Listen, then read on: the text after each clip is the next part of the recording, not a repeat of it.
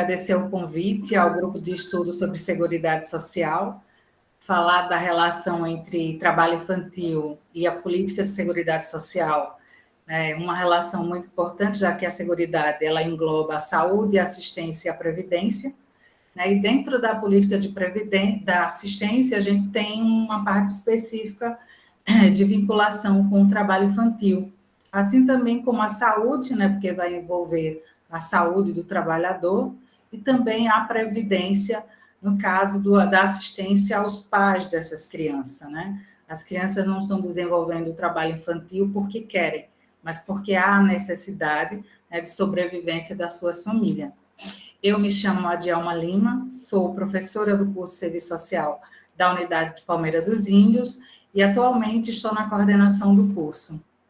Hoje a nossa temática é sobre trabalho infantil na sociedade capitalista. Eu quero iniciar o nosso encontro com um vídeo, né, ele é muito pequeno, para que vocês possam ver o vídeo, depois a gente abre um pequeno debate sobre o que vocês veem no vídeo, né? Que relação vocês trazem do vídeo com a temática do trabalho infantil? Então, se vocês me permitem, vou passar o vídeo. A Covid-19, as mortes, as doenças, os sofrimentos, tudo isso já seria por si só um grave problema social, econômico, humano, né? No entanto, nós temos acumulado, né, um histórico, do meu ponto de vista, né, de equívocos e erros mesmos, né, no que se refere ao modo de distribuição da riqueza socialmente produzida, e o que tem elevado o nosso número de pessoas, né, em condição de miséria, né, uma exploração cada vez maior do trabalho numa lógica de acumulação da riqueza, não numa lógica de distribuição.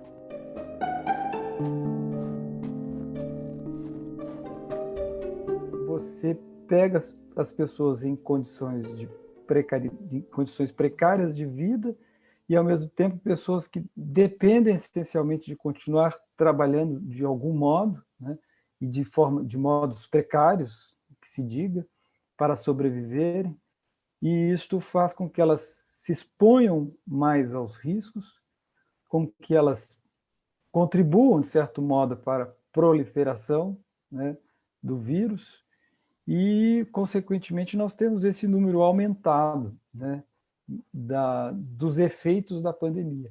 Então, a pandemia por si só é um problema, mas é um problema também a pandemia inserida em um país que, nos últimos anos, sobretudo, né, tem desconsiderado a relevância do Estado social, dos direitos sociais, das formas de controle da atuação econômica. Isso está refletido, né, nessa nossa realidade, em que o maior número de vítimas, né, da pandemia, da Covid-19, são exatamente os trabalhadores, as trabalhadoras e as pessoas que vivem nas periferias das cidades.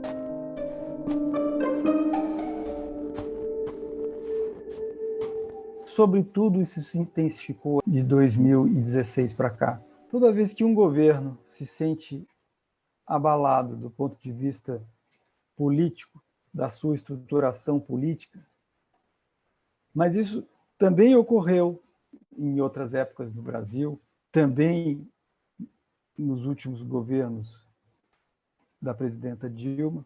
No momento de abalo, né, político do governo, há uma tentativa de, digamos assim, e eu não diria só do governo, mesmo o Supremo Tribunal Federal se envolve muito nisso, muitas instituições, né, próprio Congresso Nacional, muitas das instituições, quando se veem politicamente abaladas, do ponto de vista midiático, do ponto de vista, digamos, de uma pressão social, acabam buscando um alinhamento com o poder econômico. E é exatamente o que está acontecendo nesse instante, porque muitas forças, né, estão aí preconizando o impeachment, e o que o ministro da Economia, né, apresentou agora recentemente, uma proposta de decreto que foi publicada no dia 21 de janeiro de 2021, que é uma proposta para realizar um decreto cujo conteúdo será a alteração de mais de 200 dispositivos da legislação do trabalho, em nível de organização, em nível de fiscalização, mas também em nível de direitos trabalhistas propriamente ditos. Infelizmente, numa sociedade que está, digamos,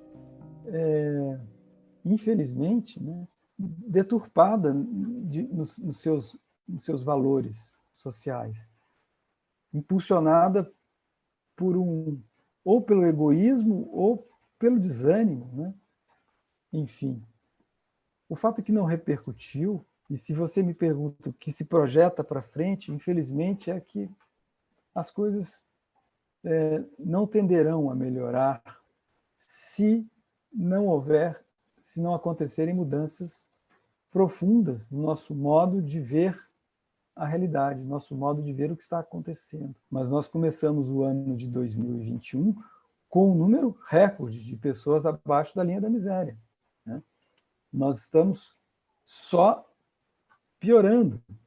Então, nós precisamos de um projeto inclusivo, e esse projeto inclusivo não será feito por meio da redução de direitos sociais, por meio da redução da rede de proteção social. Pelo contrário, nós temos que caminhar em outro sentido. Mas eu acredito, meu discurso é sempre otimista, né, que as mobilizações sociais e trabalhistas, né, possam perceber o fundo do poço em que estamos, né, e que haja uma reação que seja também institucional, né. É importante também que as instituições participem, né, da reação nesse sentido de efetividade dos direitos sociais, dos direitos humanos, dos direitos fundamentais, e que a sociedade perceba também essa mobilização institucional séria, verdadeira nesse sentido, para que a gente possa constituir, enfim, um projeto de nação, né? Já passou da hora. O Jorge Souto-Maior é um juiz, né, que trabalha na área do trabalho, e aí ele traz uma discussão que faz uma relação muito interessante com a nossa discussão sobre trabalho infantil, né, que é a ampliação do desemprego no Brasil. Ele fala que, diante da Covid, a gente tem uma expansão maior do desemprego, né, da não proteção à população de baixa renda, a retirada dos direitos. A gente não está vendo uma proposta de governo que venha para ampliar o acesso da população aos direitos sociais. Pelo contrário, né, ele vem cada vez mais reduzindo a atuação do Estado na área social e visando mais o Estado para a economia, né, ou para a questão da segurança nacional, que é o investimento na questão militar. Então, o Jorge Souto traz para a gente uma das causas do trabalho infantil, ou a principal causa do trabalho infantil, que é o desemprego. Quando está desempregado a força de trabalho adulta, a força de trabalho infantil, ela está sendo utilizada cada vez maior, né? E aí eu comungo com uma ideia, né, uma defesa de que o trabalho infantil não é cultural. Não é cultural existir trabalho infantil. O trabalho infantil, ele é uma expressão da exploração da força de trabalho.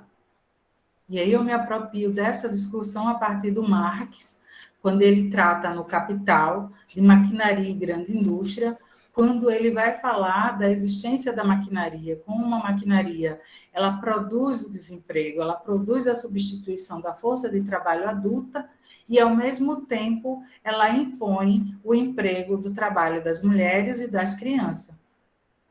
Quando a força de trabalho adulta, na época do Marx, quando ele estava falando, né, a força de trabalho adulta para ele, nos estudos dele era a força masculina, né, quando o homem é desempregado, quem vai arcar com a questão da sobrevivência da família?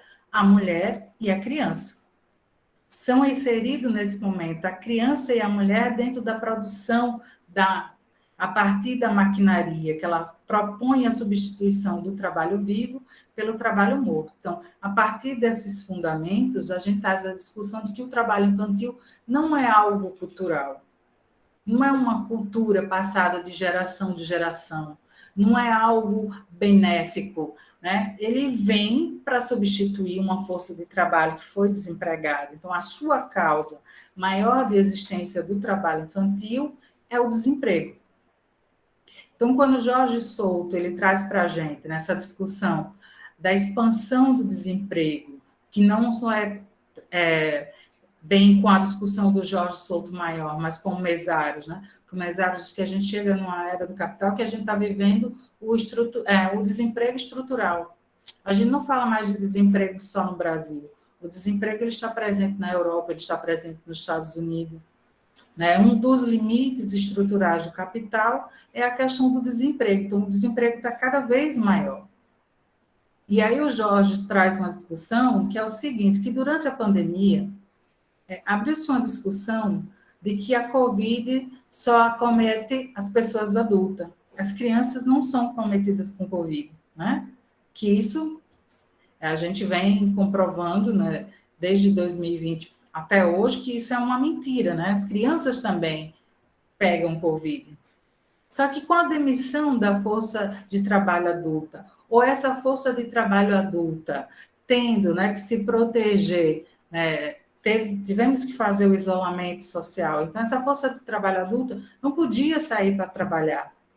Quem era a força de trabalho utilizada para poder manter o sustento da família? A criança. Então, hoje a gente vê um número maior de crianças nos sinais, né? Voltamos a constatar um número maior de crianças em sinais, crianças em sinal, às vezes vendendo, outras vezes pedindo. Você vê um número maior de crianças trabalhando com carrego nas feiras, né? Alguns municípios chamam carrego, outros chamam frete, né? Mas são aquelas crianças com os carrinhos nas feiras, que as pessoas vão fazendo as compras, vão jogando dentro dos carrinhos, e as crianças com peso que não suporta tanto peso daquele carro, mas é obrigada a carregar, né, as compras daquela família para a casa dela em troca de moedas, de uma quantia ínfima, né, de valor para poder garantir o sustento para a casa deles, né? Crianças vendendo balas, crianças vendendo os bombons. Então, a criança está sendo utilizada como uma forma de sobrevivência das famílias que, diante do desemprego e da necessidade do isolamento, né, com a discussão de que apenas o adulto, né, pegava Covid e a criança não, esse trabalho vem se ampliando. Não há dados, né? A gente sabe que desde 2009 não há uma coleta de informações pelo IBGE sobre a realidade do trabalho infantil no Brasil. A última PNAD, né, a Pesquisa Nacional de Amostra a Domicílio sobre Trabalho Infantil, foi publicada em 2019, e de 2019 para cá não foi feita mais nenhuma informação, nenhuma coleta de dados sobre o trabalho infantil no Brasil. Mas diante da realidade que a gente vivencia, né, que a gente, com um número alarmante de desemprego no Brasil, que a miséria se expandiu de forma, né, visível para toda a sociedade, o trabalho infantil, consequentemente, ampliou. Mas não há dados que a gente comprove, que a gente possa dizer, olha, entre 2020 e 2021, houve uma expansão do trabalho infantil no comércio, ou na prestação de serviço, ou na indústria, ou na agricultura. As últimas informações, os dados reais que a gente tem de coleta realizada foram de 2019, o que é muito tempo, né? Então, uma das causas principais desse trabalho infantil é o desemprego. A segunda causa é a pobreza, né? Com o desemprego, a família não tem o seu sustento, consequentemente, se amplia a pobreza. E não é à toa que hoje você está vendo o número da população em situação de rua ampliando, né?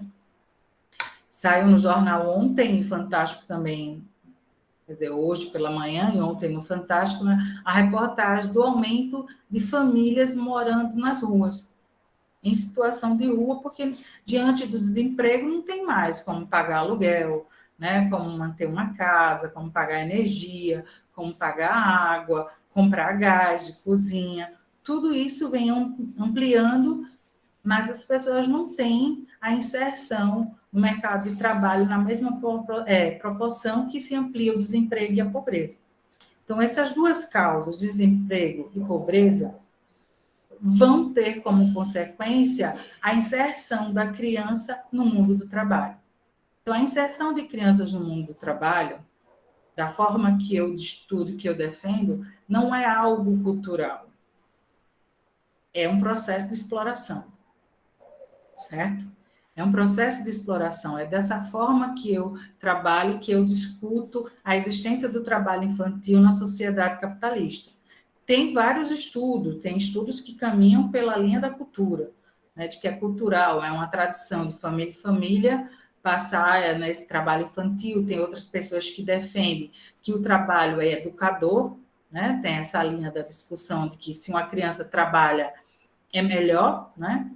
Até dizem que é melhor trabalhar do que roubar. Então, se uma criança trabalha, ela não vai ter tempo para roubar, não vai ter tempo para pensar em coisas ruins. Tem várias linhas de discussões, né, sobre o trabalho infantil, mas a linha que eu procuro defender e estudo é que o trabalho infantil, tendo como causa maior o desemprego e a pobreza das suas famílias, é um processo de exploração da sociedade capitalista, de uma força de trabalho ainda imatura, né, ainda em processo de desenvolvimento, e que vai acarretar problemas físicos, mentais, né, emocionais e sociais para essas crianças no futuro.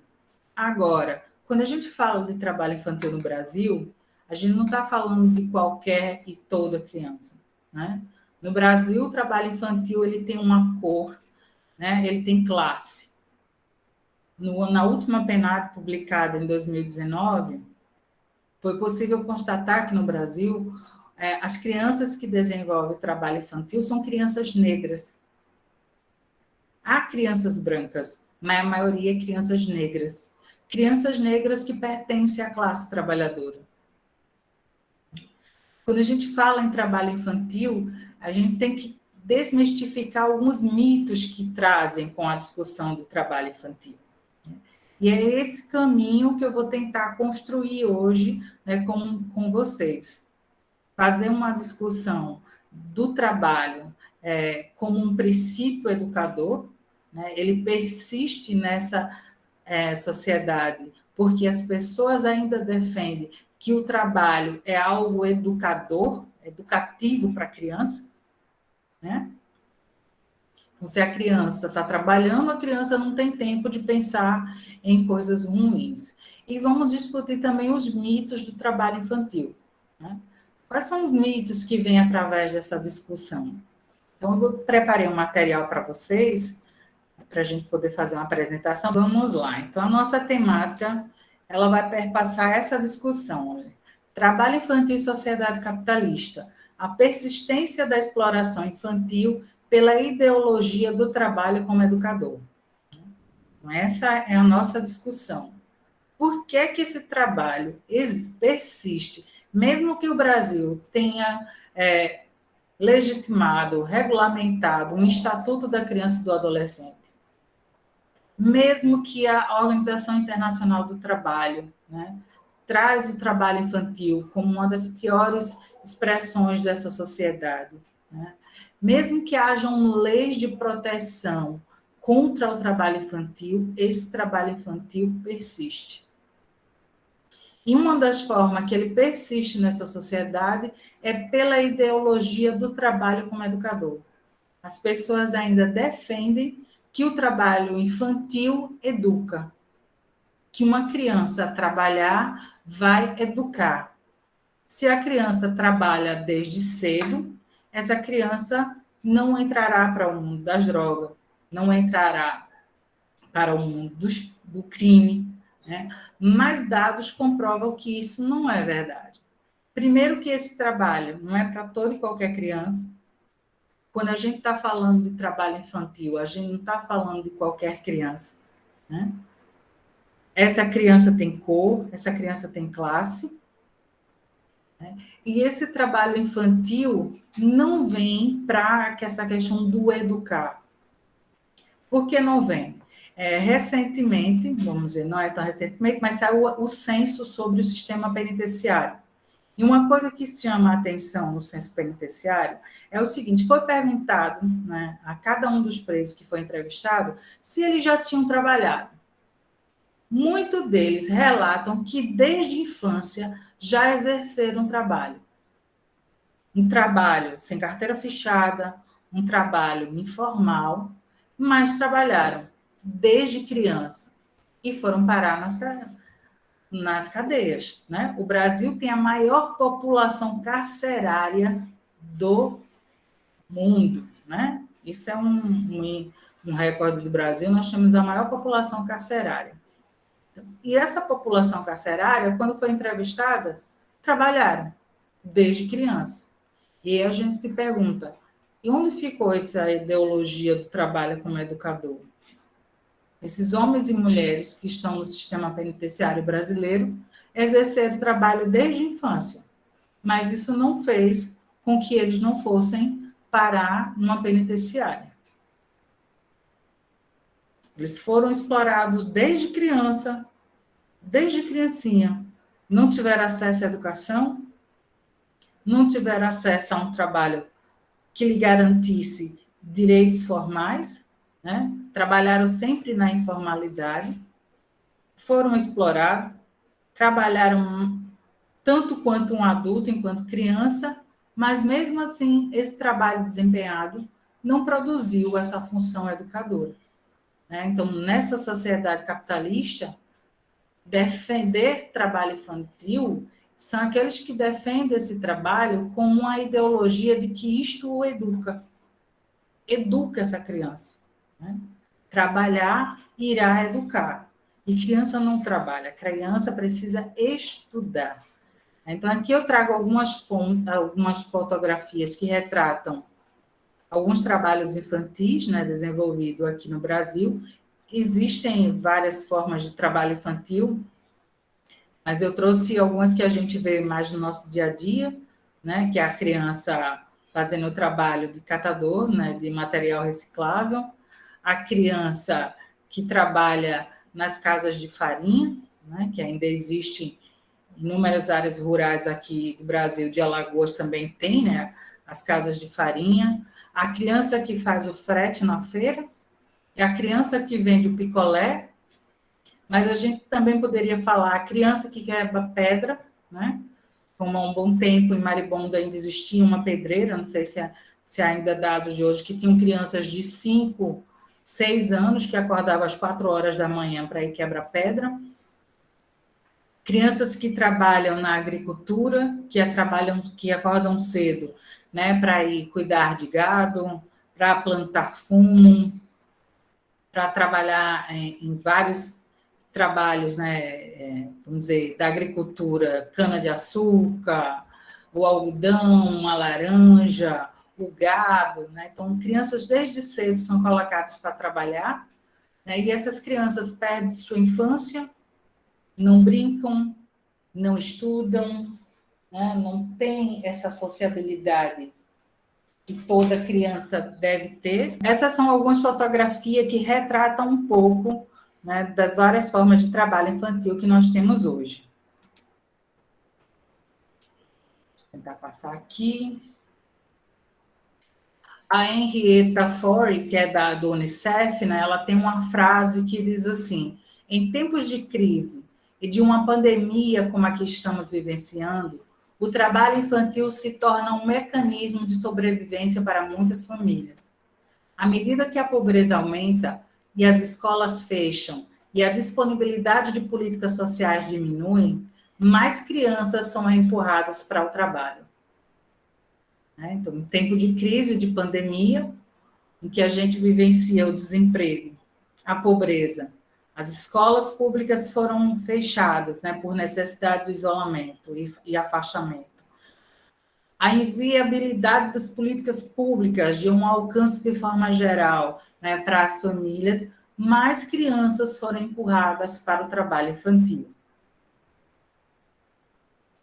E aqui nós temos alguns mitos sobre o trabalho infantil, que aí é importante a gente estar conversando, né, porque para uma boa parte das pessoas, quando eu faço alguma discussão sobre o trabalho infantil, geralmente discordam, né, acham que o trabalho infantil é bom, que trabalhar como criança é importante, que é educador, educa.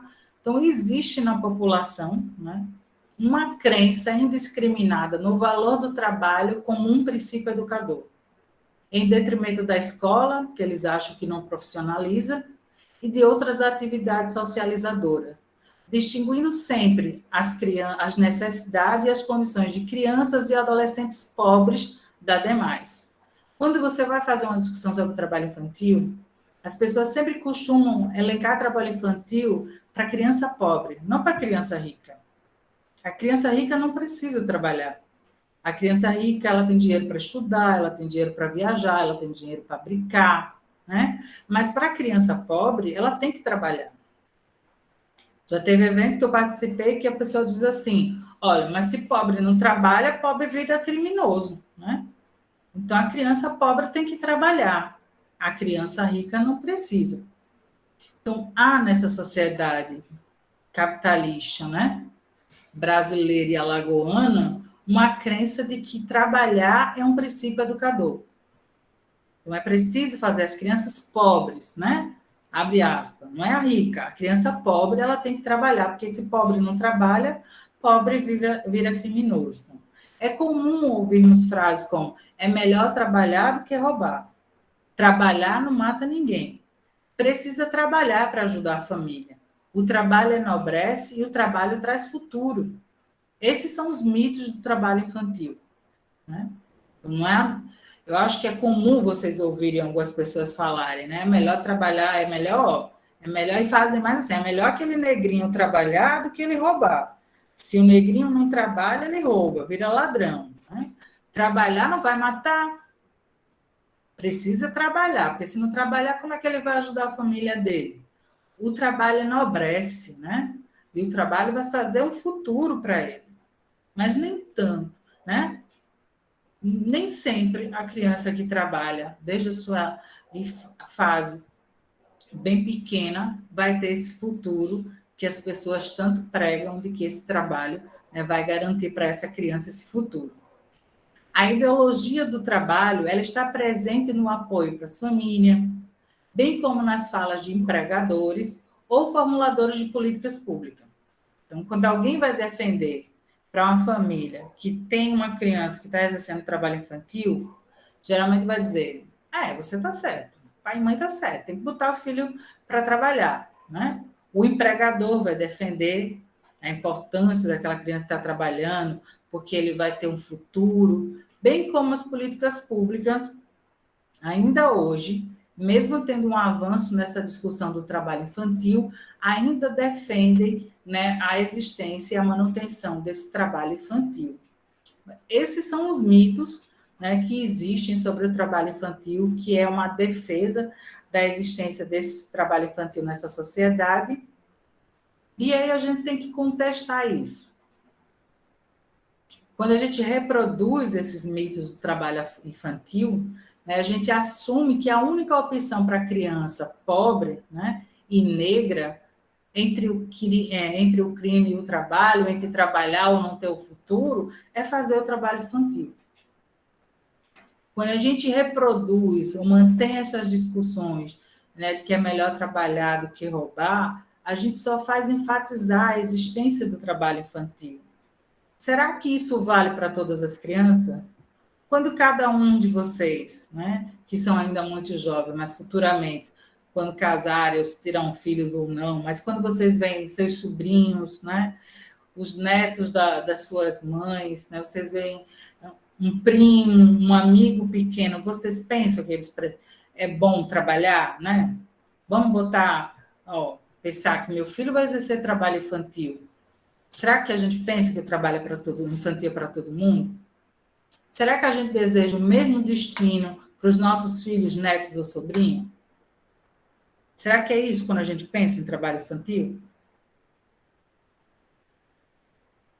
Pensem e depois me falem. Então, outra coisa que a gente tem que desmistificar, né, desmistificar no trabalho infantil, é a diferença entre a educação socializadora da família e o trabalho infantil. Por quê? Porque geralmente, quando eu estou fazendo essa discussão, as pessoas dizem assim: lá vai essa professora, só defende criança ser preguiçosa, ser maloqueira, não pode nem lavar o prato em casa. Aí eu puxo a discussão de que há diferença entre o que é a educação socializadora da família e o que é realmente trabalho infantil. São diferentes. Educação socializadora da família, que é algo que toda família deve desenvolver com seu filho ou sua filha, né? Você tem que ensiná-lo as tarefas do lar, né? Lavar um prato, lavar uma roupa, ajudar a mãe em casa, ajudar a mãe na feira. Ou o pai, né, tem um negócio, o filho vai lá ajudar. Isso é uma educação socializadora, por quê? Porque o seu filho está lá, mas quando ele cansar, você vai dizer: vá para casa, vá descansar, eu termino para você. Ou então ele está lá com você na feira, mas ele diz: mãe ou pai, eu tenho um trabalho da escola para fazer. Você diz: vá para casa, vá fazer. Mas o trabalho infantil não é assim.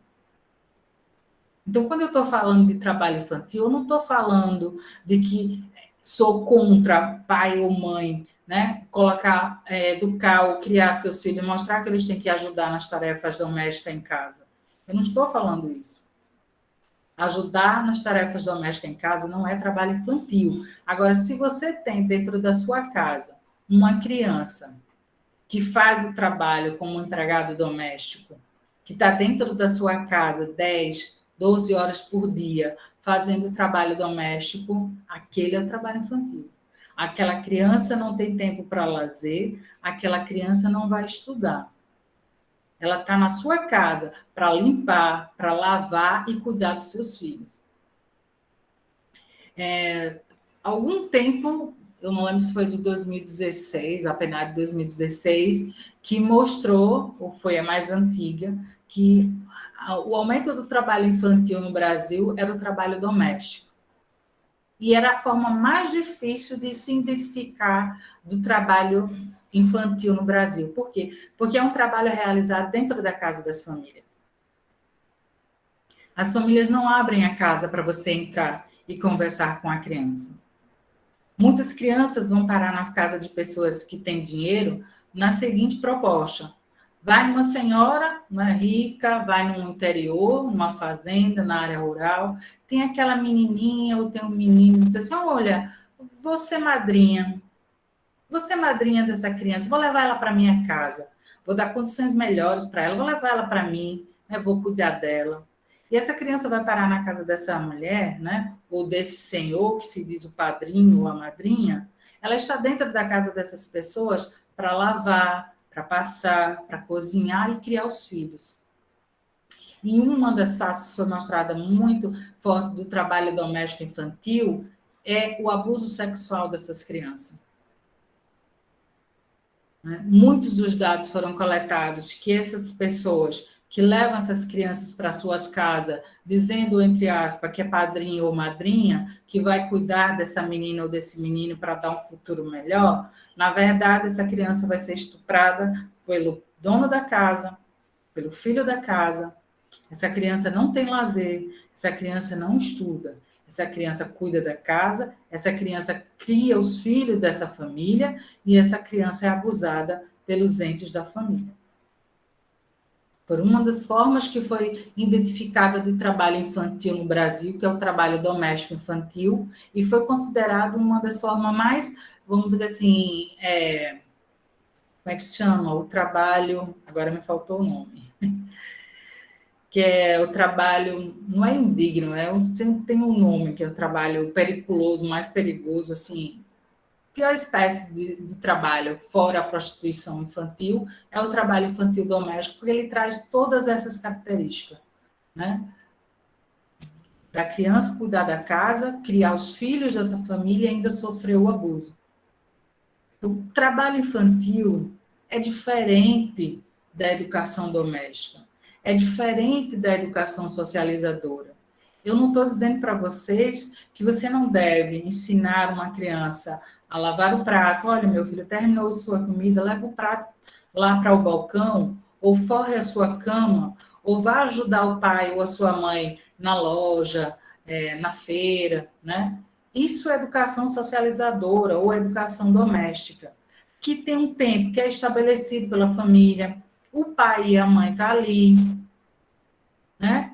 É uma atividade esporádica, livre. Se a criança cansar, o pai e a mãe mandam para casa. Ele tem o tempo da escola, o pai e a mãe dizem, olha, tá a hora de você ir para a escola, vá para a escola, vá se cuidar, vá se arrumar. Trabalho infantil não é isso. Trabalho infantil é toda forma de trabalho realizado por crianças e adolescentes abaixo da idade mínima permitida, de acordo com a legislação de cada país. Se for trabalho noturno, perigoso, insalubre ou em atividade das listas das piores formas de trabalho infantil, agora veio a cabeça, né, que a OIT publicou as piores formas de trabalho infantil, então a gente tem o tráfico, a escravidão, a exploração sexual, a prostituição infantil, o trabalho rural e o trabalho doméstico. São as piores formas de trabalho infantil. Então, a proibição se estende aos 18 anos incompleto.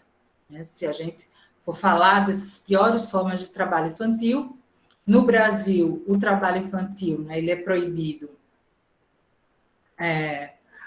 a partir até os 14 anos, incompleto, sendo permitido a partir dos 14, pelos 14 a partir da lei do menor do aprendiz, né?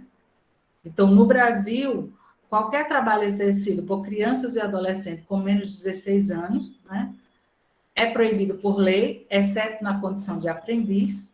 Os programas de aprendizagem, o objetivo é facilitar a formação técnica profissional de adolescente a partir dos 14 anos, cuja condicionalidade específica é a garantia de que o trabalho não prejudique o cotidiano e a vida escolar do adolescente, né? Apesar de no cartaz aqui colocaram jovem, mas no caso é do adolescente. Então, no Brasil, o trabalho infantil ele é proibido para menores de 14 anos e para os de 14 anos ele é permitido através do programa Jovem Aprendiz, né? Para que essa criança ou esse adolescente vai exercer uma profissão técnica, mas que essa profissão possa garantir a esse adolescente o seu horário de estudo. Mas hoje em dia já se abre uma outra discussão de que essa lei, né, do aprendiz, do jovem aprendiz, na verdade, é uma legalização do trabalho infantil no Brasil. E de que esse jovem aprendiz não vem contribuindo, né, para um processo de formação melhor para o adolescente. Porque muitos adolescentes saem da escola e vão direto para o trabalho, né, do jovem aprendiz. Esse trabalho toma um horário, por exemplo, se o adolescente trabalha de manhã, ele está à tarde nesse programa e aí ele fica até o início da noite. Quando ele larga, que chega em casa, está cansado. Não consegue estudar, não consegue dar conta dos trabalhos, e isso está acarretando prejuízo na formação escolar dos adolescentes que exercem, né, o programa do Jovem Aprendiz.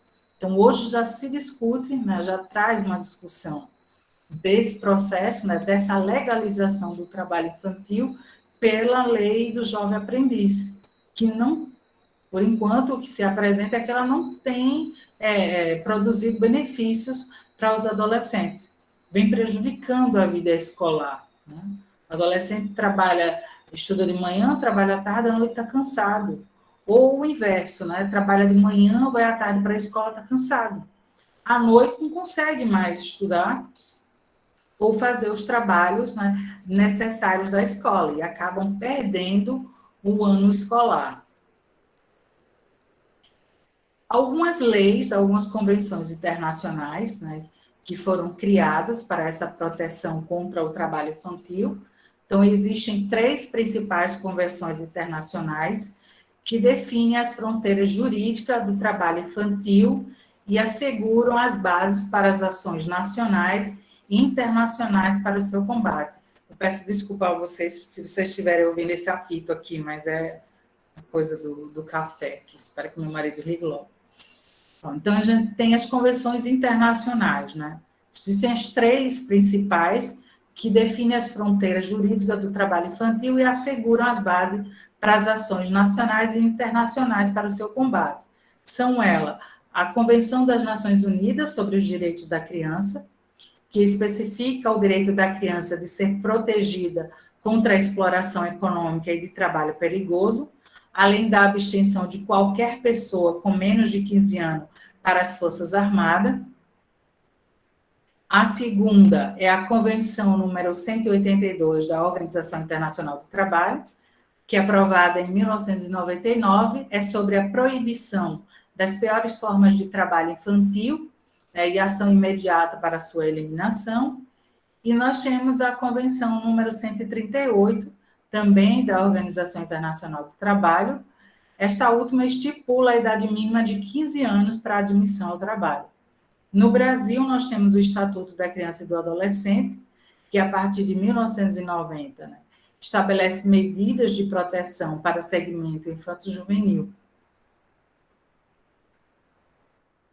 E aqui eu trago um pouco para vocês do perfil do trabalho infantil no Brasil. É claro que os dados, gente, ainda é da PNAD de 2019, não temos uma mais atualizada. Então, é a PNAD de 2019 sobre o trabalho infantil, que ela traz a naturalização do trabalho infantil no Brasil, tem cor. Negros são a maioria entre crianças e adolescentes nessa situação. Então, com base na PNAD contínua de 2019, né, estimou-se que no Brasil havia, em 2019, 38,3 milhões de pessoas de 5 a 17 anos de idade, sendo que 2 milhões realizavam atividades econômicas ou de alto consumo. Desses trabalhadores, a maioria realizava atividades econômicas, né, 1 milhão, sendo que 1,5 milhão, né, sendo que 1,4 milhão exercia apenas atividades econômicas, enquanto 108 mil realizavam atividades econômicas e de alto consumo. Havia ainda 463 mil pessoas, né, que desenvolviam apenas atividades de alto consumo. Então, tem aqueles que realizam atividades econômicas, tem aqueles que realizam atividades de alto consumo e tem aqueles que exercem as duas funções, atividades econômicas e atividades de alto consumo. Entre as crianças e adolescentes em situação de trabalho infantil, 66,4% eram homens e 66,1% eram pretos ou pardos, proporção superior à dos pretos ou pardos no grupo etário dos 5 aos 17 anos de idade, que eram de 60,8%. Então, de 5 a 17 anos, nós temos 60,8%, né, de pretos ou pardos, né, exercendo o trabalho infantil no Brasil. Na população de 5 a 17 anos de idade, 96,6% estavam na escola. Mas entre as crianças e adolescentes em trabalho infantil, essa estimativa cai para 86,1%. Né? Então, da população geral do Brasil, os de 5 a 17 anos, 96% estavam na escola. Mas quando você vai para as crianças e adolescentes em trabalho infantil, essa estimativa cai para 86%. Entre as pessoas em situação de trabalho infantil, 53% estavam no grupo de 16 e 17 anos, 25% no grupo de 14 a 15 anos de idade e 21,3% no grupo de 5 a 3 anos de idade.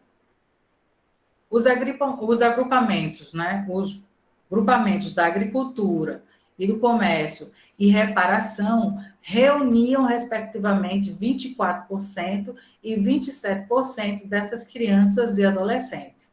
Somada, essas duas atividades reúnem mais da metade, ou seja, reúne 51% da população em situação de trabalho infantil. Ou seja, no Brasil, o trabalho infantil se concentra na agricultura, no comércio e no setor de reparação. Certo? Então, esses três setores, agricultura, comércio e reparação, né, constituem 50%, né, 51% da população de crianças e adolescentes exercendo trabalho infantil. Na agricultura, existem N trabalhos, certo? A gente pode achar crianças em lavouras, crianças na pecuária, crianças no corte da cana, crianças no plantio de diversas hortaliças, verduras, na colheitas de fruta, né, colheitas de café. Então, tem várias atividades dentro da agricultura, né, que compõem o trabalho infantil. No comércio também temos, e o setor de reparação, né, oficinas, né, de mecânica lá, de crianças, ou tem adolescentes trabalhando, o setor de movelaria, né, em Palmeira dos Índios, para vocês, os mais atuais que não conhecem ainda a unidade de Palmeira, muito próximo à unidade de Palmeira, né, da nossa unidade educacional, tem várias,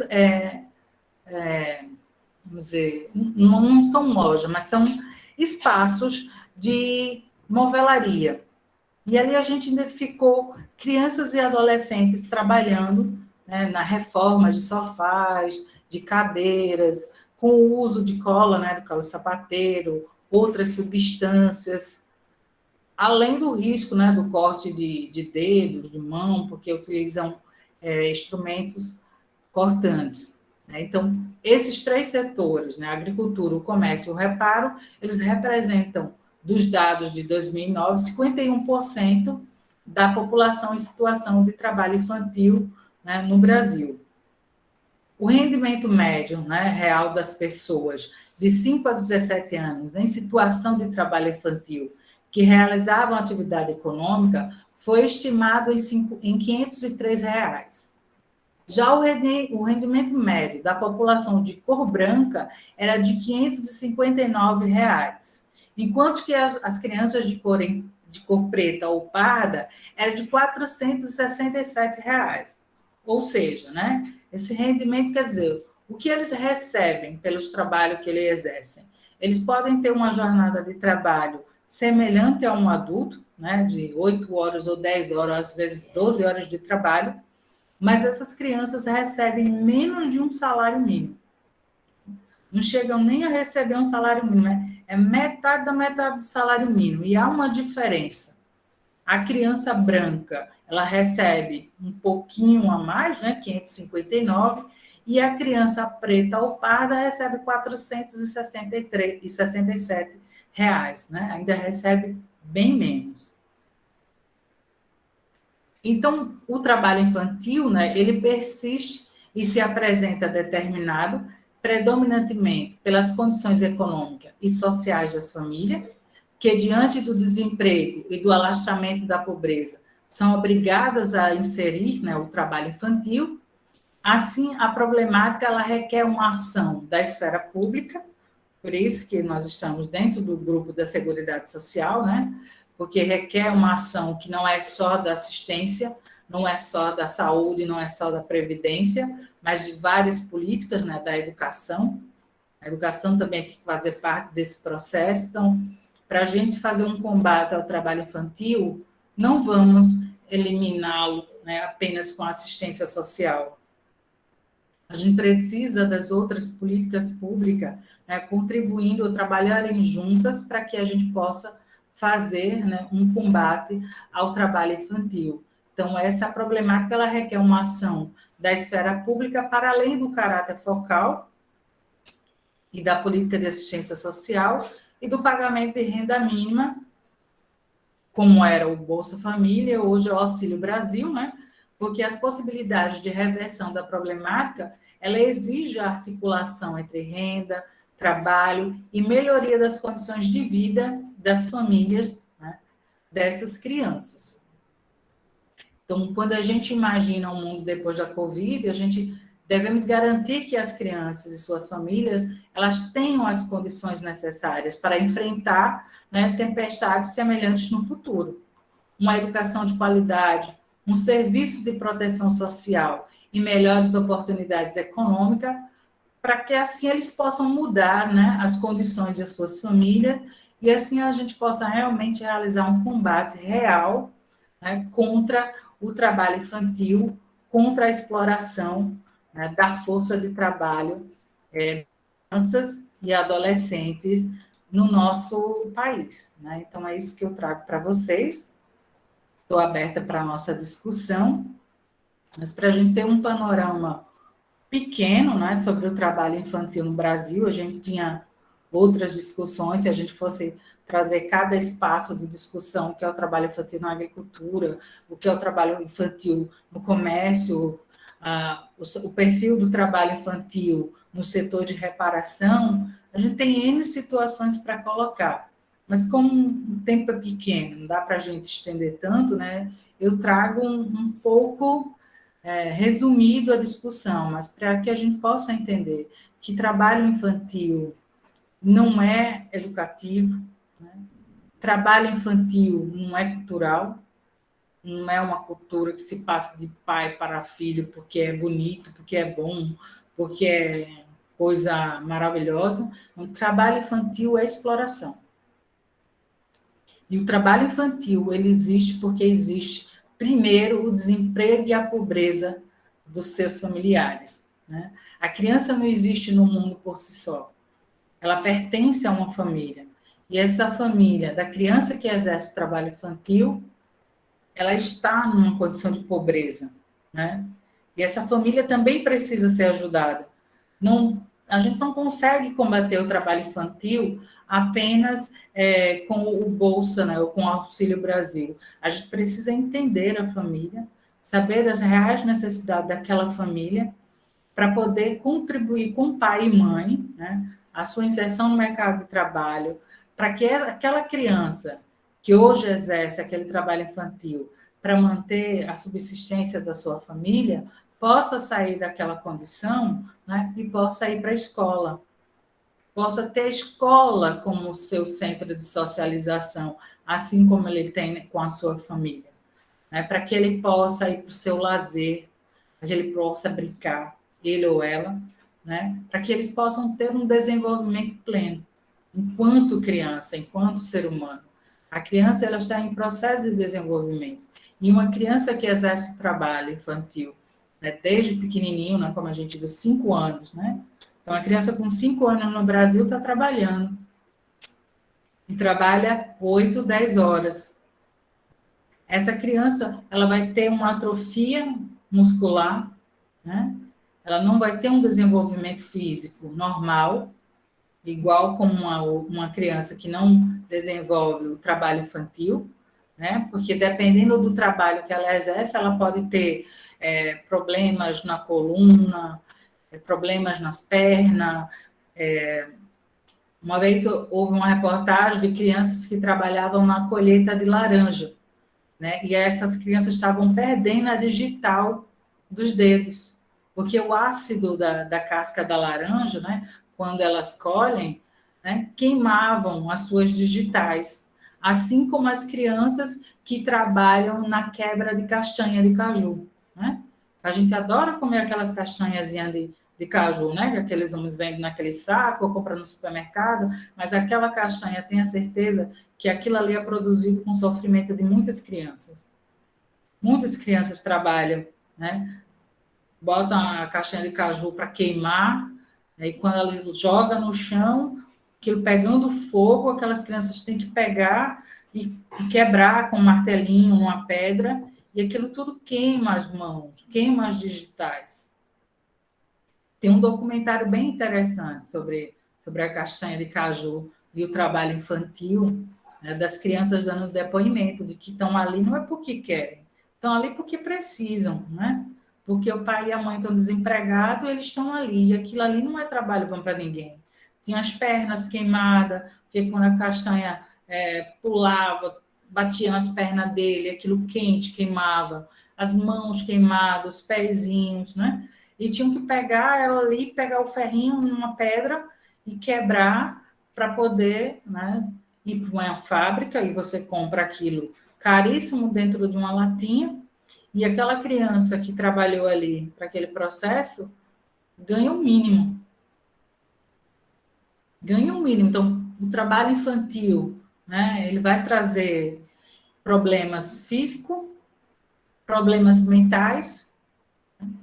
Muitas crianças crescem naquela situação, convivem com a questão da violência ali no local de trabalho, ou são crianças que ficam adultas muito rápida e não ficam adultas para a questão de uma educação melhor, mas convivem com adultos no seu local de trabalho com palavras de baixo calão, né? Com roupas que não produz para aquela criança um processo de educação saudável, né? Então, que princípio educador é esse do trabalho infantil que essa sociedade capitalista defende tanto? Que princípio educador é esse que pega uma criança de 5, 6 anos, bota para trabalhar no matadouro, né? Matando boi, né? E essa criança cresce, né, com esse instinto de matar com uma faca. Ninguém vai dizer se essa criança mais adiante não vai cometer um crime, né? Porque para ele matar torna-se algo natural, né? Ele está sendo criado naquele meio. Ele está sendo criado com adultos que está tirando piadas que vai denegri-lo ou denegrir a menina, palavras de baixo calão, comportamentos indecentes. Então, esse princípio educador eu não vejo. Não vejo como esse trabalho infantil vai levar essa criança pobre, negra e parda no Brasil a ter um futuro melhor, né? Se isso fosse verdade, a gente não teria um censo penitenciário onde a sua maioria dos presos que estão encarcerados no Brasil, sejam homens ou mulheres, são pretos e pardos, né? Os dados se articulam. Quando você pega o trabalho infantil, você pega o censo penitenciário, você vai ver que aquela população penitenciária é preta e parda, seja homem ou mulher. A sua maioria exerceu o trabalho desde criança. Então, como defender o princípio educador desse trabalho infantil? Para mim, ele não existe, né? Não há esse princípio educador. Ele só vai trazer malefícios para essa criança, né? Prejuízo para a sua formação física, a sua formação emocional e mental. A criança vai... Marx já comprovou, e o pessoal que estuda a saúde do trabalhador, né, vai descobrir que a doença do trabalhador ela é decorrente do seu processo de trabalho. Então, se aquela criança, desde pequena, está colocando ali para quebrar pedras, né, para quebrar castanha, para coletar laranja, ele fica encurvado para colher café, né, para estar no plantio, né? Em Arapiraca, a gente está vendo muito o retorno da plantação de fumo. O trabalho infantil em Arapiraca já foi um tema bem discutido, né? A gente tem Marilu Silveras, que é assistente social e professora aposentada da Faculdade de Serviço Social aqui do campus Maceió, foi a primeira professora, a primeira assistente social, né, do curso de Serviço Social de Alagoas, a fazer realmente, né, um estudo do trabalho infantil a partir da teoria marxista, e ela estudou a região fumageira de Arapiraca, né, que ela demonstra no seu trabalho o quanto aquele trabalho prejudicava o desenvolvimento daquelas crianças. né? Então, tem Mariluz que traz essa discussão, né? Tem outras professoras, a professora Márcia Iara tem também a discussão do trabalho infantil, e ela faz uma discussão com os meninos que trabalham nas feiras livres, né? Em outros processos de trabalho aqui em Maceió. Então, a gente tem formas diferentes de trabalho infantil. Mas esse trabalho infantil não tem contribuído para que esse seu princípio educador, das pessoas que o defendem, realmente seja uma educação de qualidade, né? Que venha garantir um desenvolvimento com qualidade para essas crianças. Não são, né? Eu não defendo, eu não estudo e eu não compreendo o trabalho infantil enquanto um processo educador, nem como um processo cultural. Para mim, ele é processo de exploração, né? Dentro dessa sociedade capitalista. Eu fico aberta para o debate, né? Espero vocês com as nossas questões para responder. Certinho, professora. Algumas pessoas colocaram algumas informações aqui no chat e a Isabelle colocou sobre a expressão questão cultural, que é importante tirar essa nomenclatura, porque analisando realmente dá a entender que é uma tradição inocente, né? E a Jade colocou que esse assunto lembrou o documentário Menino 23, que a senhora já sugeriu nas aulas. Isso. Também um bom filme, né, para a gente assistir, o Menino 23, que é a história, né, de crianças negras que viviam em um abrigo e são transportadas para uma fazenda, né, uma fazenda. Isso já na década de 1945 no Brasil, né? Após a abolição da escravatura, ó, há muitos anos. E esse fazendeiro só queria crianças negras, né? A preferência deles era por meninos e meninos negros.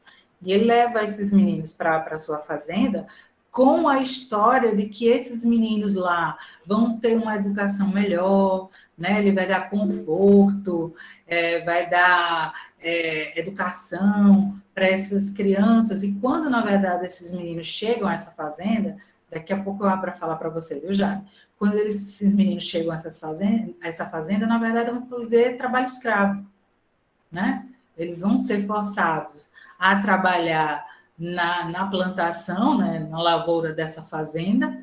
Eles não têm estudo, eles não têm lazer, eles têm capataz para ficar vigiando eles, cachorro, se eles tentarem correr, os cachorros avançam em cima deles, e tem a distinção entre os negros que eles chamam de fora e o negro de dentro de casa, né? A relação é bem distinta. O negro que está dentro de casa, aquela criança que foi colocada dentro da casa, e vai exercer o trabalho infantil. E ali no documentário a gente vê a realidade daquele negro que está dentro da casa, né?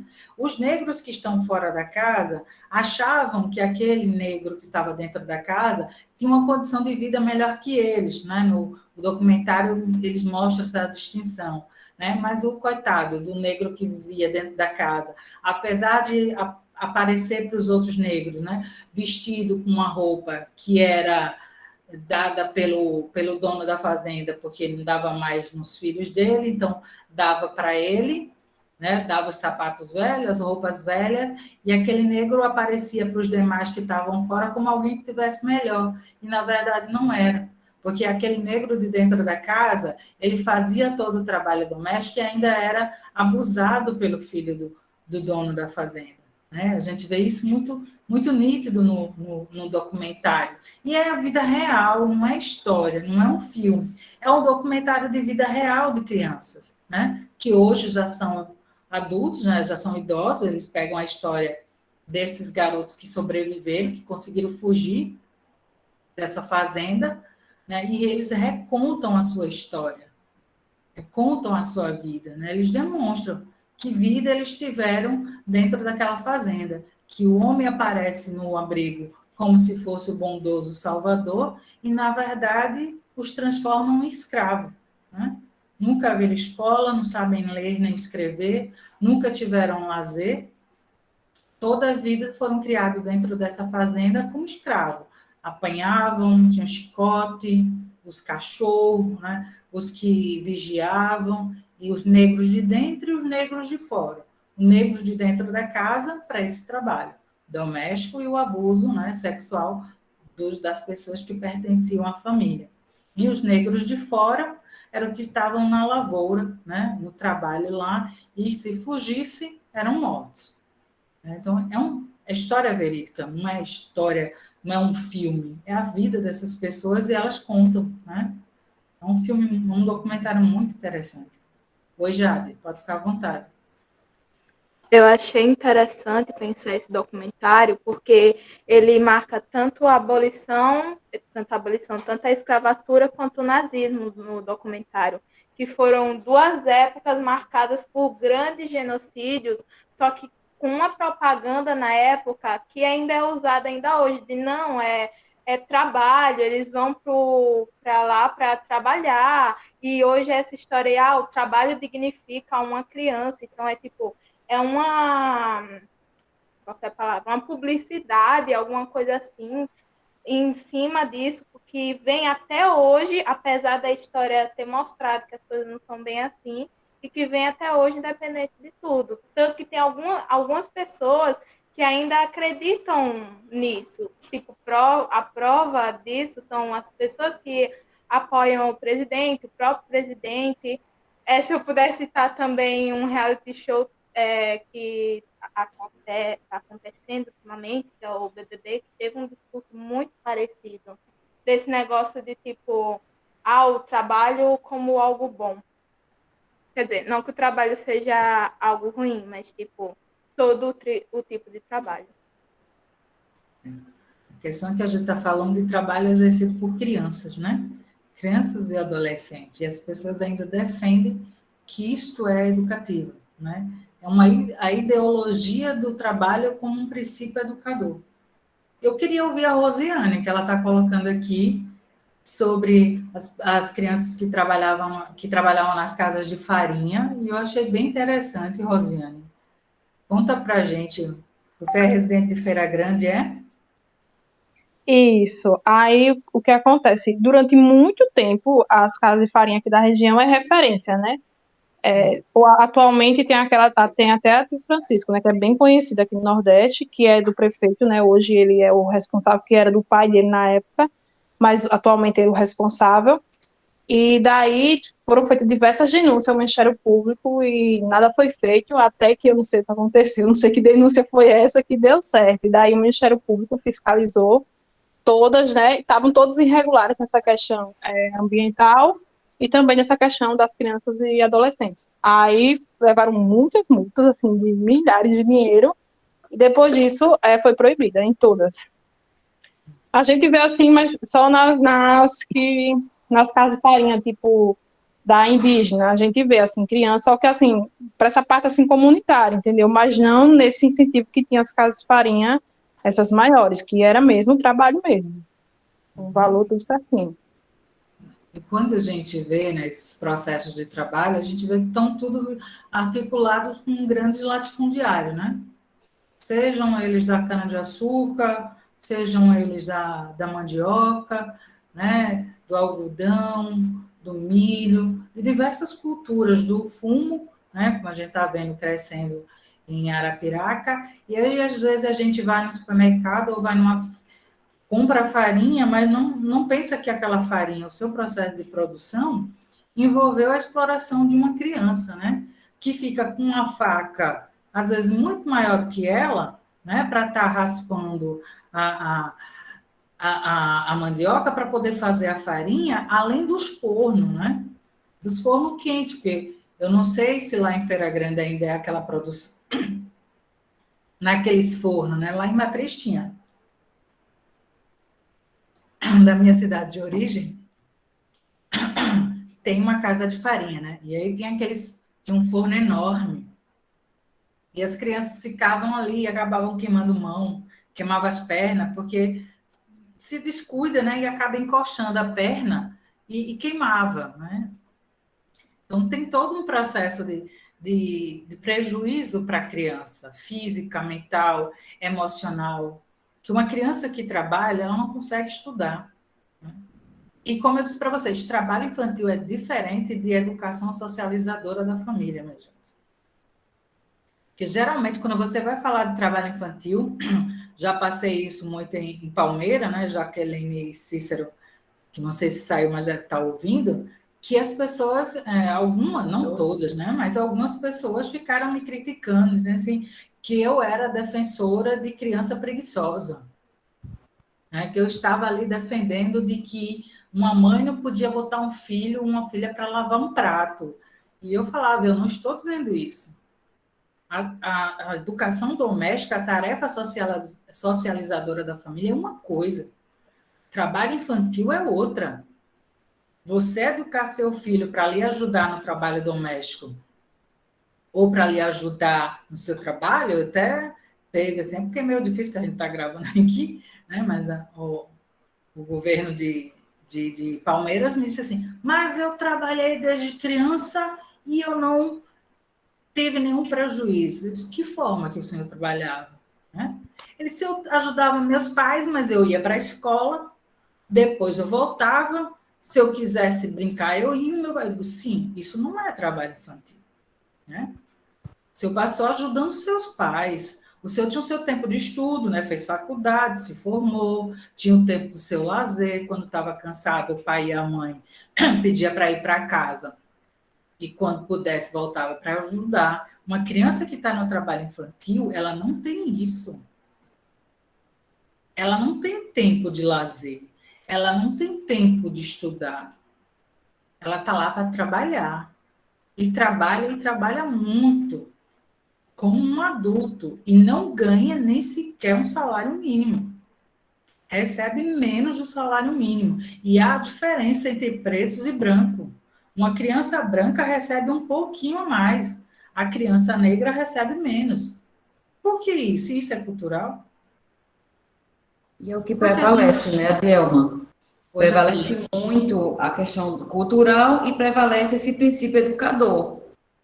Quando se diz que eu trabalhei e hoje eu sou o que eu sou, é um caso à parte, não é a totalidade. É uma exceção, que muitas vezes é romantizado, né, colocado como algo extraordinário. É. E quando você vai questionar como essa pessoa trabalhou, você vê que essa pessoa não fez trabalho infantil. Justamente. Se essa pessoa tivesse feito trabalho infantil, essa pessoa não tinha tempo para chegar a uma universidade, né, para se formar, né, para fazer um curso, né, ou terminar os seus estudos.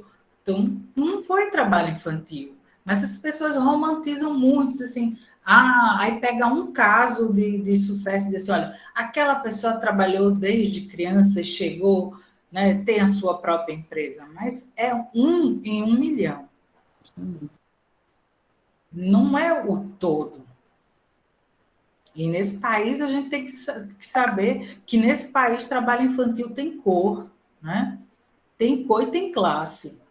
São os pobres, são os negros e os pardos que estão exercendo o trabalho infantil. Existe criança branca trabalhando? Existe, né? Mas é em número menor do que uma criança negra. Né? Eu arriscaria dizer que tem região também. O Nordeste é muito característico isso, né? A questão do apadrinhamento, como você falou, é muito perigosa a questão do apadrinhamento, porque diz, vou levar para casa para cuidar, para dar as condições, mas não é isso que acontece. Essa criança ela vai ser realmente explorada, ela vai ser tirada da escola, do convívio familiar, comunitário, da cultura onde ela estava, para não viver, né? Para viver algo que é os outros que ditam. E isso é perigoso.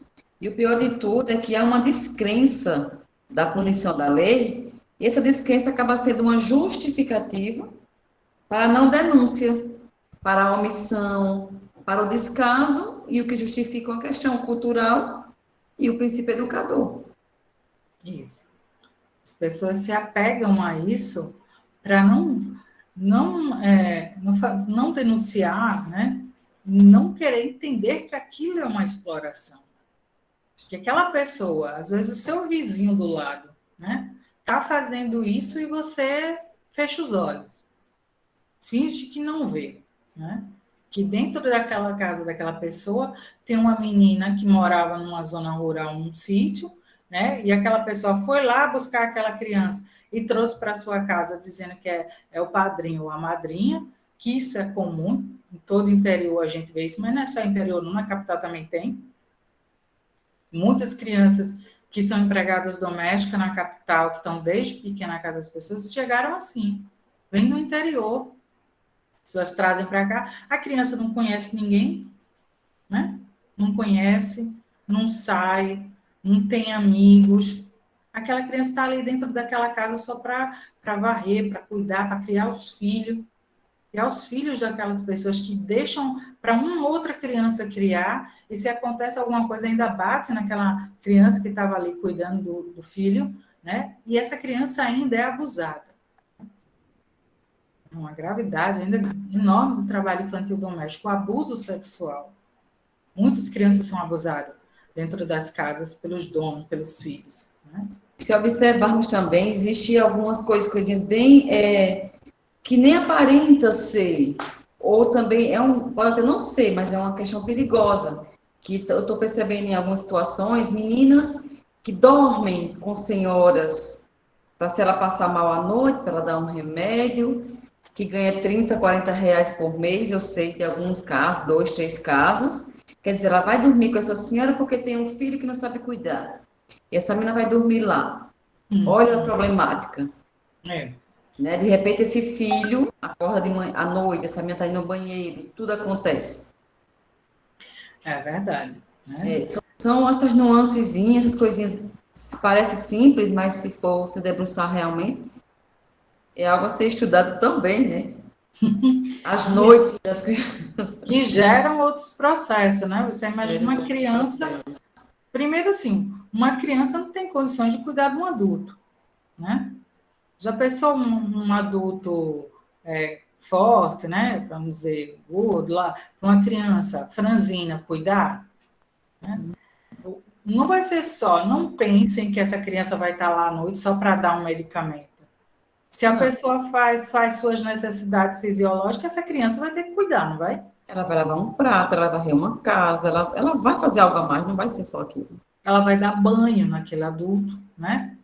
Tem o peso de pegar aquela pessoa para tirar da cama. Então, você vai trazer prejuízos físicos para aquela criança e ela corre ainda esse risco do abuso, né? Porque você está dentro da casa de uma outra pessoa, gente. Você está cuidando de um idoso, que você dá o medicamento, depois ele dorme. E essa criança está lá, indefesa, sem ninguém. Né? Você não sabe quem está na casa. Quem é que está na casa? Quem é que cuida dessa criança? Então, são essas coisas que a gente vai pensando e percebendo assim, que princípio educador é esse? E se você falar para as pessoas, elas ainda vão dizer assim, mas menina, é melhor ela estar ali recebendo 40, 50 reais, ajudando o pai e a mãe, porque não tem nada para fazer. As pessoas ainda dizem assim, de forma mais natural, como se isso fosse natural. E não é. Não é. Professora, Né? a Isabelle fez uma pergunta quando a senhora colocou que qualquer trabalho exercido por criança e adolescente com menos de 16 anos é proibido por lei. Aí ela perguntou se era 14 anos pelo ECA e 16 anos pela Constituição. Isabelle, eu sei que tem essa distinção agora, porque assim, o 14 anos está legitimado pelo o jovem aprendiz, entendeu? Porque a Constituição diz que é os menores de 16 anos. Mas foi feita essa brecha, né, que diz assim, os menores de 16 anos não podem exercer o trabalho, salvo enquanto na condição de menor aprendiz, né, a partir dos 14 anos. É por isso que hoje quem estuda o trabalho infantil já vem fazendo uma discussão de que esse programa, né, essa lei desse jovem aprendiz, na verdade, é uma forma de legitimar o trabalho infantil. A Constituição vai dizer menor de 16 anos, mas por esse projeto, por essa lei, pode a partir dos 14, na condição de aprendiz, entendeu? E aí que se pergunta hoje que benefícios essa lei ou esse programa do jovem aprendiz trouxe? Ele só legitimou o trabalho infantil, que estava sendo proibido pela Constituição, mas que deram uma forma de burlar a Constituição, legalizando um programa de menores aprendizes, que até hoje eu não vi trazer grandes resultados. Alguns casos que eu já ouvi falar tem trazido o quê? Perda do ano escolar, porque o adolescente que está no menor aprendiz não tem tempo para estudar, né? Ele sai da escola de manhã, vai à tarde, fica até 6 horas da noite, ou às vezes até às 7, aí pega o ônibus, isso eu estou falando de algumas experiências daqui em Maceió, aí pega o ônibus, vai para casa, ele está exausto, está cansado, né? Chega em casa, está cansado e não tem mais condições de estudar e fazer os trabalhos. Quando vai de manhã para a escola, não leva nada, não estudou para as provas. Então, tem muito adolescente ficando reprovado, perdendo o ano, por causa desse programa, né? E outra coisa, ele diz assim, aqui tem que o adolescente ser inserido numa atividade compatível com sua formação, e não é isso que acontece. Tem alunos que estão estudando cursos de informática, né?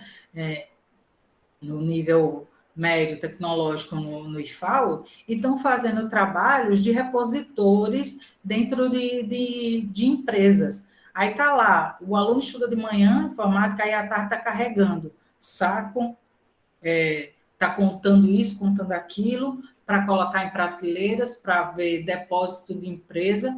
Isso contribui em quê na sua formação? Ele cansa, como qualquer ser humano. À noite não estuda. Então, tem vários com casos de reprovação, com perdas de ano letivo, por causa desse programa. Oi, Elana. Oi, professora. Não, só para falar mesmo que todo esse cenário que a senhora falou, eu também vi no meu ensino médio, até pelo meu irmão, que fez parte do Jovem Aprendiz, e o desempenho dele na escola, assim, decaiu muito quando ele atuava e fazia quando estava no Jovem Aprendiz e também tinha que ir para a escola. Então, a gente vê que não é benéfico, né? Não é mesmo. Não tem como conciliar esse trabalho, e assim, não acho que seja um trabalho mesmo, é uma exploração. Difícil o trabalho não ser exploratório, e esse trabalho com também as demandas da escola, enfim, é muito complicado e difícil até, né? Então, na minha sala também, os alunos, as alunas que faziam, não conseguiam, realmente, não tinham um desempenho bom e era impossível de ter. São essas situações, né, que a gente percebe, a gente vê, a gente que estuda, né, escuta e trabalho infantil, né, que a gente diz que trabalho infantil não é educativo, não é nenhum princípio educador para ninguém, nem para crianças, nem para adolescentes. Né? Crianças e adolescentes têm que estudar, têm que se formar. Se a gente quer um futuro realmente para nossas crianças, que a gente possa garantir ensino de qualidade, né, escola com condições reais de atendimento dessas crianças, que a gente possa ter o chamado segundo tempo com atividades culturais, né, com dança, com música, com esporte, com lazer para essas crianças, não com trabalho.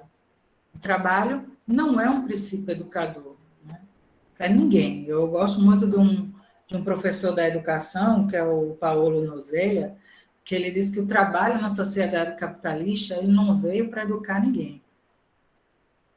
O trabalho não veio para garantir qualidade de vida nem educação para ninguém. O trabalho é um processo de exploração dessa sociedade. Né? Ela está aí para criar o mais valor. Então, o trabalho que existe nela é um processo explorador. É um processo de adoecimento. Né? Adoece criança, adoece adulto. Porque esse é o princípio desse trabalho nessa sociedade capitalista, onde o que interessa é a produção do mais valor, né? A riqueza, uma produção de riqueza que é apropriada por poucos. Enquanto muitos exercem um trabalho infantil exaustivo, degradante, né? Que produz a riqueza de poucos. Não é? Essa é a situação. Falar, Cícero, fica à vontade. Uma dupla aqui, professor, e a gente está fazendo os comentários, o Vitor vai falar. Estou só vendo os comentários. Boa noite, pessoal. É o seguinte, eu queria dar só 50 centavos aqui de contribuição, embora as falas tenham sido muito construtivas durante a noite, é que a gente fazer um movimento, acho que estamos todos aqui entre futuros agentes sociais e agentes sociais, a gente fazer esse movimento de sempre estar relacionando a teoria com a nossa intervenção profissional e com a nossa prática, né? Porque, na maioria das vezes, o trabalho infantil, as situações que envolvem o trabalho infantil, elas podem aparecer de uma maneira muito explícita, muito clara, né? Porque, às vezes, não é só a criança ou adolescente que está ali na condição de exploração, né, do trabalho, mas também toda a família, né? Que dramas aqui. Mas, às vezes, a situação do trabalho infantil, ela não está clara, né? Ela não fica evidente. E isso exige uma certa necessidade da gente se apropriar, né, obviamente, da teoria, né, de entender muito bem o que é o conceito de trabalho infantil, quais as características, onde e como ele se manifesta, né, para a gente, na nossa prática, no nosso dia a dia, ter uma percepção mais apurada em relação a identificar, né, uma situação como essa. Nos nossos serviços, a gente fala principalmente na proteção básica, né, que é onde não chega de forma evidente. Na proteção especial, a situação do trabalho infantil ela chega de uma forma mais explícita, mais clara. Né? Mas na proteção básica, por exemplo, ela chega de uma forma velada, de uma forma que a família expõe uma certa vulnerabilidade, né? Mas apenas quando você tem um contato, através de uma visita, através de uma conversa, através de uma entrevista, é que você consegue ir identificando algumas situações que podem encaminhar ou não uma situação de trabalho infantil. Então, assim, a gente ter essa percepção de que é importante, claro, a gente está se apropriando o tempo todo, né, da teoria, a gente está realmente buscando, indo atrás dos conceitos, indo atrás da relação com o capital, né, que a gente não pode deslocar nunca o que é o trabalho infantil dentro desse sistema que a gente vive, que ele assume outra característica, né, porque, como eu falei, para a criança e o adolescente, a nossa noção do trabalho infantil é porque antes disso a família que ela está inserida já está numa condição de exploração há muito tempo, né? Porque se do ponto de vista geral o trabalho infantil ele serve ao capital como uma exploração de uma mão de obra que seria em tese mais barata, ele serve também para a reprodução daquela família, né? Porque a família ela está na condição de pobreza, de risco social, de vulnerabilidade. Ela precisa, então, que todos os componentes trabalhem de alguma forma. Porque uma criança que está trabalhando, um adolescente que está trabalhando, pouco ou muito, mas é mais uma fonte de renda que vai entrando naquela casa, né? Então, às vezes, o pão da noite ou o leite da manhã vai depender daquele troquinho que a criança arruma no sinal, que a criança arruma lá na roça, né? Que o adolescente ele arruma descarregando um caminhão, né? Então, assim, é importante a gente ter esse cuidado na nossa intervenção, a gente não negligenciar esses tipos de situações, né? Porque é muito difícil identificar, às vezes, quando a criança ou adolescente está numa situação de trabalho infantil, desde que ela não venha de uma forma muito clara. Então, é mais a gente ter esse cuidado, né, de trazer essa discussão para a nossa situação. O que o Vitor, Vitor, né? Isso. Está tocando, que a questão o trabalho infantil é o que se mantém nessa sociedade, né? Desse princípio de entendê-lo como educador, mas também no princípio da necessidade da família, né? Quando ele disse assim, por trás de uma criança que exerce trabalho infantil, existe um pai e a mãe que já vivenciam um processo de exploração ou de desemprego. Ou ele está sendo já um trabalho precarizado, né, explorado, com pouco rendimento, que não dá para o sustento da sua família, e a criança, o trabalho infantil entra como renda complementar, ou ele está completamente desempregado, né? Pai e mãe estão completamente desempregados. Mas a gente também, Vitor, tem que ter o cuidado, porque se a gente for só por esse caminho, da necessidade de que essa criança vai contribuir para essa família ter um pão, a gente vai legitimar o trabalho infantil, entendeu? A gente pode cair num caminho de estar dizendo que ele é necessário.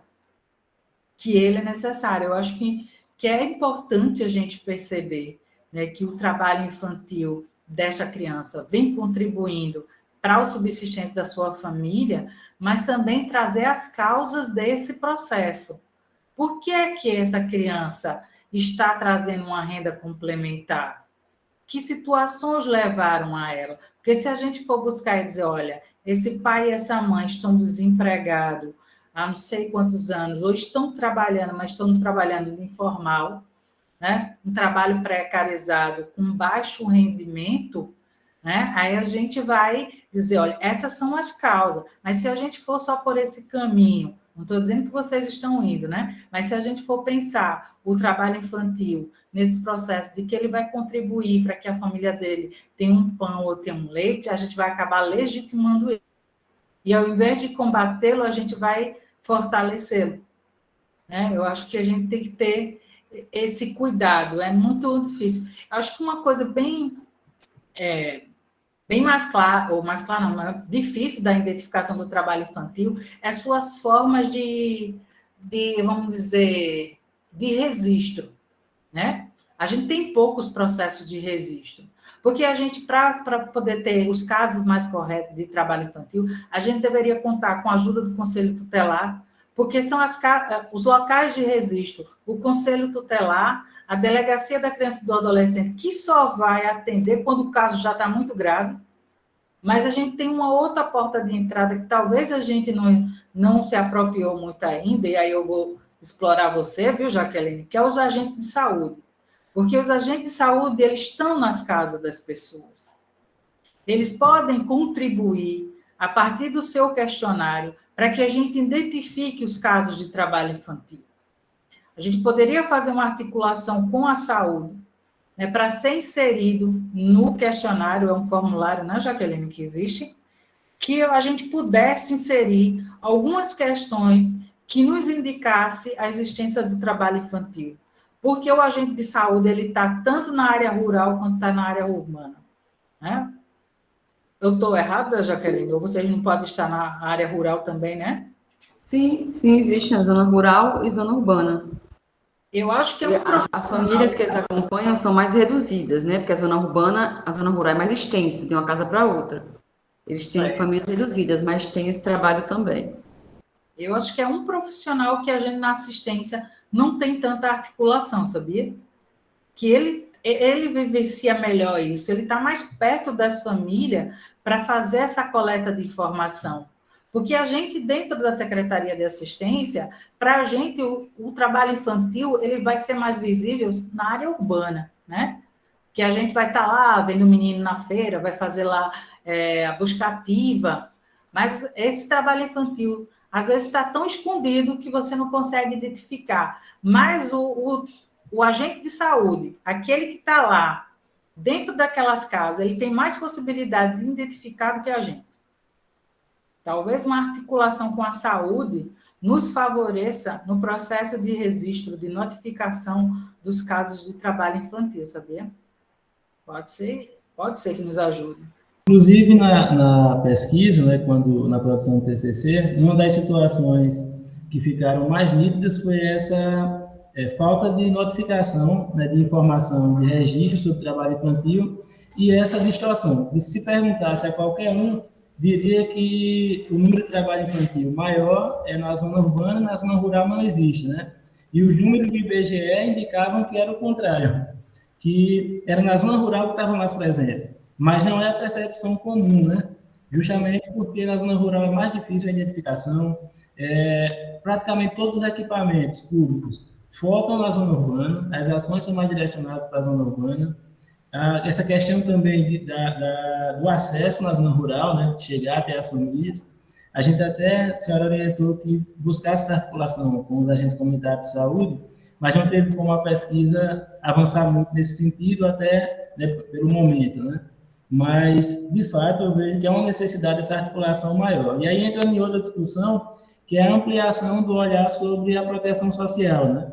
Esse ano, na conferência, a gente discutiu muito a equidade, discutiu muito a discussão do trabalho nos territórios e envolver, pensar a zona rural também como uma área prioritária para atenção e pensar em entender cada situação dentro de sua complexidade. Por exemplo, o trabalho infantil não é só um problema do AEPET, de registrar no AEPET, não é só um problema do Conselho Tutelar, né, mas é uma situação que envolve, que necessita da intervenção também do CREAS, né, da articulação com a saúde, com as equipes de saúde, né, com a educação, mas ficou visível, e as pesquisas mostraram bem isso, quanto havia distorção. 10 casos de um cadastro único, 20 e poucos casos no CISC, 600 casos no site do IBGE, 2 casos de registro no CREAS, mostrando essa desarticulação, né, que faz com que haja esse fatiamento das situações.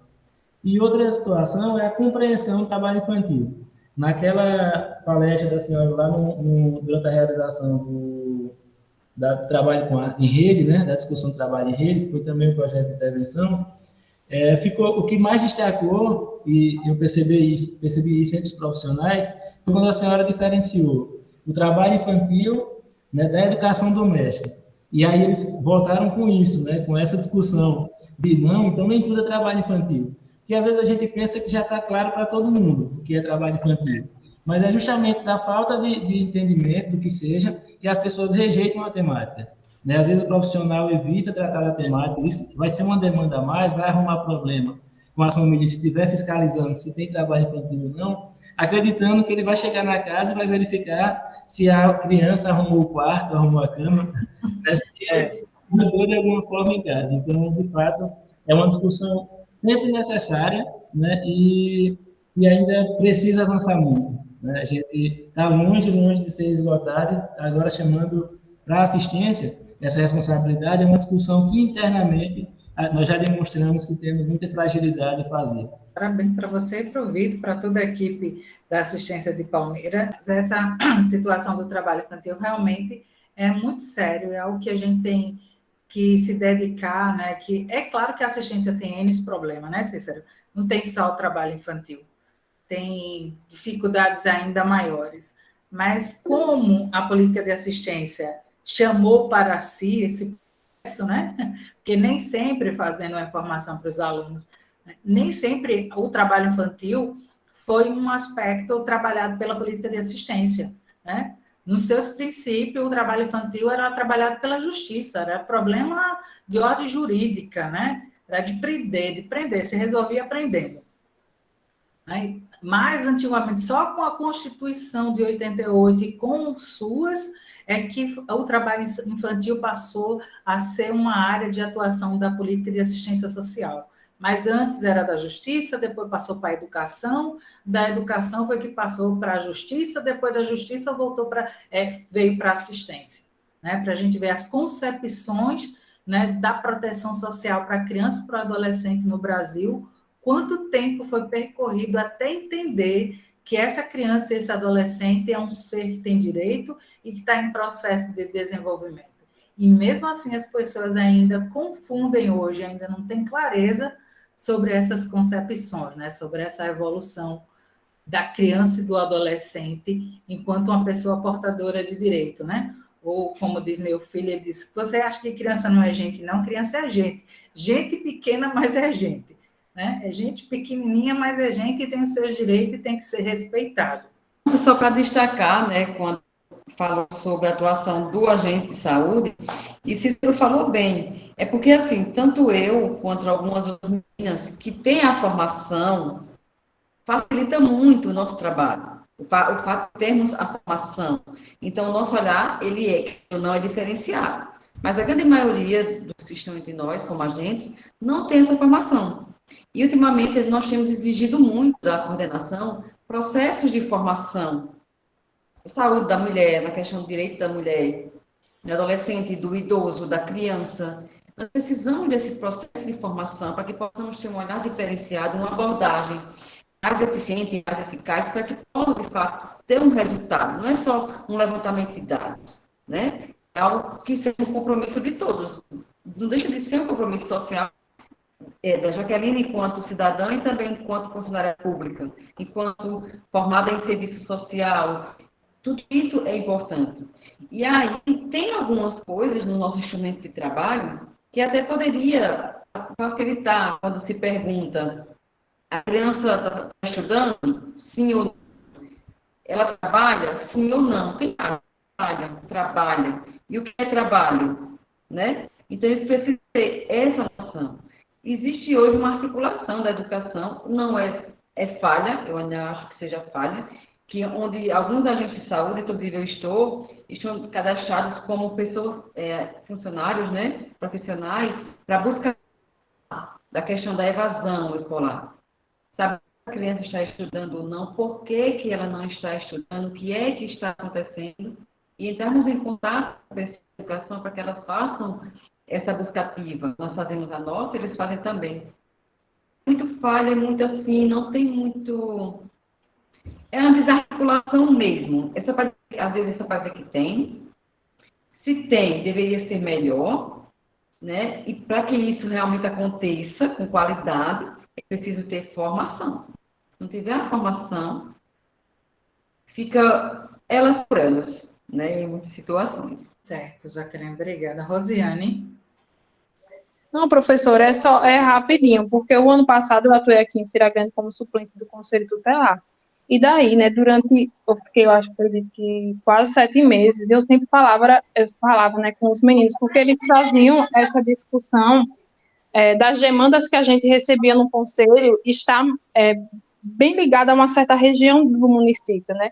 Mas não se tinha essa discussão por que era dessa região, porque a cidade é basicamente dividida em 2 partes, né? A pista que liga Arapiraca corta a cidade. E daí essa região que tinha mais demandas para a atuação do CT regiões que têm uma grande produção de batata doce, irrigação durante o ano inteiro, entendeu? E as demandas vinham dessa região, só que não se tinha no CT essa discussão de que estava atrelada essa questão, o trabalho infantil, a essa questão, né, desse processo econômico. E daí, eu conversando assim com os meninos, sempre batendo nessa tecla, pessoal, a nossa ajuda maior aqui para o CT é os ACS, né? Se não for agentes comunitários de saúde, a gente vai sentir essa dificuldade sempre aqui no CT. E daí, pegando esse gancho da fala da Jaqueline, eu ia falar sobre isso, sobre essa questão da importância da formação, porque quando eles resolveram, né, se reunir mesmo com os agentes de saúde de todo o município, e eu participei de quase todos os momentos, todas as reuniões, os agentes falavam, em todas as comunidades, que era preciso mais vezes o CT fazer aquele momento, né? Então, que era preciso mais vezes passar para os agentes comunitários de saúde como chegar até o conselho as informações que eles ali no dia a dia, tanto na questão da criança e adolescente, e a dificuldade deles também é com a questão da violência, por exemplo, relacionada ao idoso. Eles não sabiam a quem eles poderiam procurar, porque como eles estão à frente, né, nas comunidades, se chega a informação, né, de uma violência ao idoso, a família obviamente vai dizer que o que é o agente de saúde, porque foi o único que entrou, né, naquela dada residência. E daí eles não falavam, porque eles falaram para a gente na reunião, a gente não fala, a gente vê muita coisa, a gente não fala porque a gente tem medo, entendeu, de passar essa informação e depois a gente ser castigado, né, apedrejado e tudo mais. Aí daí a gente passou tudo certinho as informações, né, como é que essas informações poderiam chegar ao CT, não só o CT também, como também a questão da assistência, né, para o CREAS e o CRAS do município. Aí foi tudo certinho.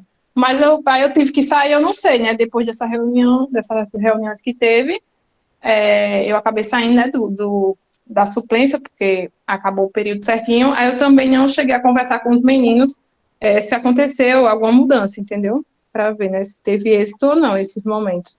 Então, a experiência de Rosiane nos mostra que a gente precisa dessa articulação com os agentes de saúde, né? Muito importante, né? São dados que eles têm, só eles têm. E às vezes a gente fica se perguntando, mas a gente não tem informação sobre violência contra o idoso, sobre isso. Não há registro, né? E uma das coisas que o TCC da Jaqueline me trouxe muito claro é que há dentro do questionário dos agentes de saúde. A gente é que pouco trabalha isso. Tem essa articulação muito distante, né? Esse princípio das políticas públicas, da intersetorialidade entre as políticas, não existe. E tem determinada área que está trabalhando, mas a gente não sabe. Né? E aí a gente tem que buscar essas articulações. Isso é necessário. Né? Então, trabalho infantil não se resolve apenas com a política de assistência. Não se resolve, porque envolve outros aspectos. A criança não existe no mundo por si só, ela tem uma família. Por isso que é necessário também a gente discutir tanto família, né? O que é família, a centralidade da família, a centralidade na figura da mulher nessa família. Por que hoje é isso, né? Então, são outras questões que a gente também poderia fazer novos estudos, né, mais adiante, mas isso é muito necessário, né, para a gente fazer essa discussão.